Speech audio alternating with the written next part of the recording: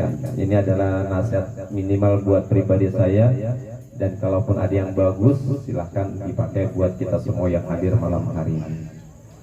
Hadirin jamaah sekalian rahimakumullah. Ketika kita ditanya pada saat ini musim apa Indonesia yang paling rame, jawabannya pasti musimnya orang meninggal. Inna lillahi wa inna ilaihi rajiun. Kenapa? Allah sudah janji kepada kita, kullu nafsin dha'iqatul maut. Setiap orang, setiap yang bernyawa pasti akan mengalami yang namanya kematian. Kita tahu bahwa fase kehidupan manusia terdiri dari 4 alam yang harus kita lalui. Alam yang pertama adalah alam ruh, alam rahim.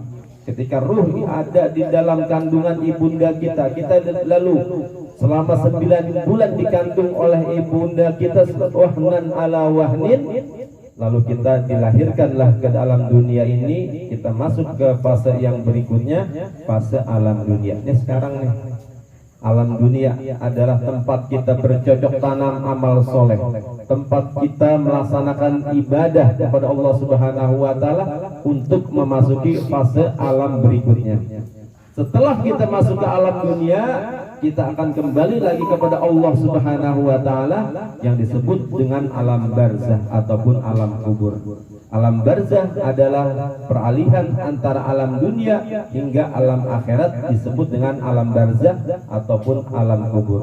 Sampai kapan? Ila yaumil kiamat. Al-Quran sudah mengatakan, al-hadis sudah mengatakan, baru nanti kita terakhir masuk ke dalam yang namanya alam akhirat. Kapan? Ketika hari kiamat sudah didengungkan oleh Allah Subhanahu wa Ta'ala. Kita tidak usah mikirin yang lain-lain kecuali mikirin alam dunia sekarang. Apa yang harus kita siapkan? Kenapa? Ketika nanti Allah menentukan kita di alam akhirat, pilihannya cuma 2. Apakah kita tergolong sebagai orang penghuni surga ataukah sebaliknya? Kita digolongkan orang yang sebagai penghuni nerakanya Allah Subhanahu wa Ta'ala. Ketika kita di alam dunia, kita masuk ke alam barzah, ada 2 yang harus kita lalui. Yang pertama, imma ayyakuna muna'aman au imma ayyakuna mu'azzaban. Kalau kagak kita mendapatkan nikmat kubur, pasti kita akan mendapatkan azab kubur. Agar kita mendapatkan nikmat kubur, yang harus kita lakukan yang pertama adalah memperbanyak, memupuk kehidupan alam dunia kita dengan memperbanyak amal soleh. Al-Baqarah ayat 82 mengingatkan kepada kita, walladzina amanu wa amilus solihati ulaika ashabul jannati hum fiha khalidun. Orang-orang yang beriman, orang-orang yang beramal soleh, memperbanyak ibadahnya selama di dunia dengan memperbanyak amal soleh, mereka akan kekal abadi hidup di dalam surganya Allah Subhanahu wa Ta'ala. Mereka akan melalui alam kubur dengan mendapatkan nikmat Allah Subhanahu wa Ta'ala. Makanya Pak, ketika kita berada di alam dunia ini, mulai sekarang nih, ini adalah suatu nasihat yang sangat baik sekali buat kita. Kafabil mauti wa'izoh. Cukup dengan adanya kematian ini menjadi nasihat, menjadi pelajaran, menjadi hikmah buat kita semua.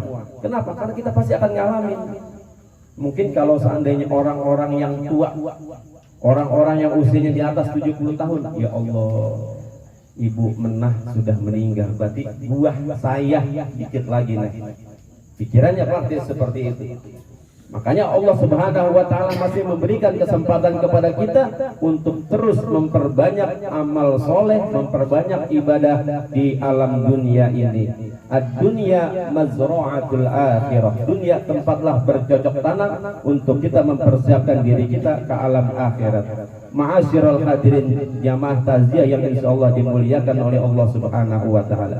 Perbanyak amal soleh, dengan ditingkatkan keimanan kita, insyaallah kita akan selamat dalam alam barzah menuju alam akhirat yang kekal abadi. Yang pertama. Lalu yang kedua yang harus kita siapkan adalah Perbanyaklah kita beristighfar, perbanyaklah kita bertobat kepada Allah Subhanahu wa taala. Al-Qur'an sudah ingetin kepada kita, ya ayyuhalladzina amanu tubu ilallahi taubatan nasuha. Wahai orang-orang yang beriman, kalau seandainya diri kita merasa beriman kepada Allah Subhanahu wa taala, mulai dari sekarang kita bertobat kepada Allah Subhanahu wa taala. Mulai dari diri kita bertobat kepada Allah Subhanahu wa taala.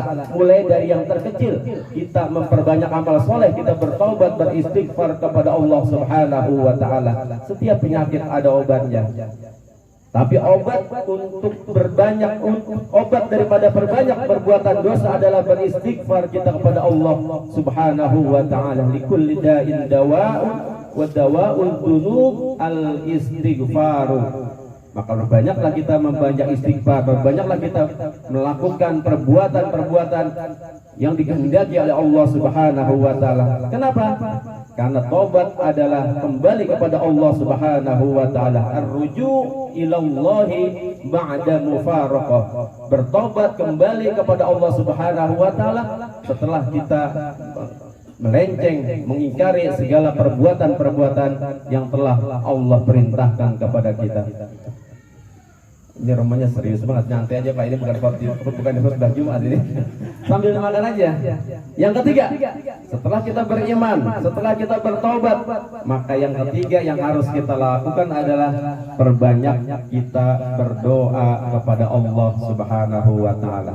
Karena hanya dengan doa, sesuatu yang Allah sudah tetapkan kepada kita, apakah kita nanti masuk ke dalam nerakanya Allah Subhanahu wa taala, apakah kita mendapatkan azabnya Allah Subhanahu wa taala. Walakin dengan doa yang kita lantunkan, dengan istighfar yang kita kumandangkan, kita bertobat dari segala perbuatan salah kita, insya Allah kita akan mendapatkan nikmat kubur dari Allah Subhanahu wa taala. Al-Imam Ahmad mengatakan, la yaruddul qadara illa du'a. Tidak akan Allah merubah suatu takdir yang telah Allah tetapkan kecuali dengan doa yang kita lantunkan. Maka doa yang paling mantap adalah waktu qiyamul lail, waktu sepertiga malam, waktu dikala orang lain tertidur, kita bertobat, kita berdoa kepada Allah Subhanahu wa taala. Ya Allah, janganlah engkau jadikan janganlah engkau jadikan di akhir hayat kami, di akhir hayat saya, ya Allah, dalam keadaan su'ul khatimah. Walakin Allahumma inna nas'aluka ridhaka wal jannah wa na'udzubika min sakhatika wan nar. Itu Pak yang doa yang kita lantunkan kepada Allah Subhanahu wa taala. Jika orang lain tertidur, kita bangun, kita bermunajat kepada Allah Subhanahu wa taala. Ketika orang lain sudah bangun, kita sudah mulai bergerak mencari ridho Allah Subhanahu wa taala. Ketika orang lain baru bergerak mencari ridho Allah Subhanahu wa taala, kita sudah ngegas, kita sudah ngebut. Orang lain masih ketinggalan, kita sudah berada terdepan dalam mencari ridho Allah Subhanahu wa taala. Sekelumit hikmah yang dapat saya sampaikan, mudah-mudahan bermanfaat bagi saya, bermanfaat bagi sahibul duka, bermanfaat bagi para jamaah sekalian. Silahkan ambil yang baik, yang tidak baik janganlah diambil. Sebagai terakhir motivasi buat kita para hadirin jamaah sekalian, Allah Subhanahu wa taala mengingatkan kepada kita, orang-orang yang iman, orang-orang yang istiqomah tidak akan pernah takut, tidak akan pernah bersedih. Kenapa? Karena Allah janjikan surga baginya. Innalladzina qalu rabbuna Allah tsumma istaqamu tatanazzalu alaihimul malaikah alla takhafu wa la tahzanu wa abshiru bil jannatil lati kuntum tu'adun. Wallahul muwaffiq ila aqwamit thoriq. Wassalamualaikum warahmatullahi wabarakatuh.